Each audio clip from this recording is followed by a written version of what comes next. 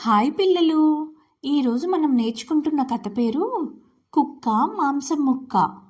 ఒక రోజున ఒక కుక్క బజార్లో పోతుంటే దానికి ఒక మాంసం ముక్క దొరికింది. దానికి చాలా ఆకలిగా ఉంది, కానీ అక్కడే తినడం దానికి నచ్చలేదు. హాయిగా కాలువ అవతల ఒడ్డుకి పోయి ఎవరూ లేని చోట తింటాను అనుకుంది. కాలువ మీదున్న చిన్న వంతెన దాటి అటువైపు పోతూ పోతూ నీళ్ళలోకి చూసింది.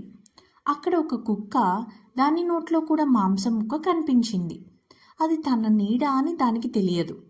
అబ్బా, ఆ మాంసం ముక్క ఎంత బాగుందో! ఆ ముక్క కూడా నాకు వస్తే నాకు 2 ముక్కలుంటాయి, హాయిగా తినవచ్చు.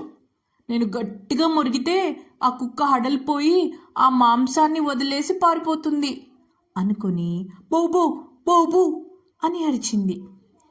ఇది మొరిగితే ఆ కుక్క జవాబుగా ఏమీ మొరగలేదు, కానీ ఒక చెప్పుడు మాత్రం వినిపించింది.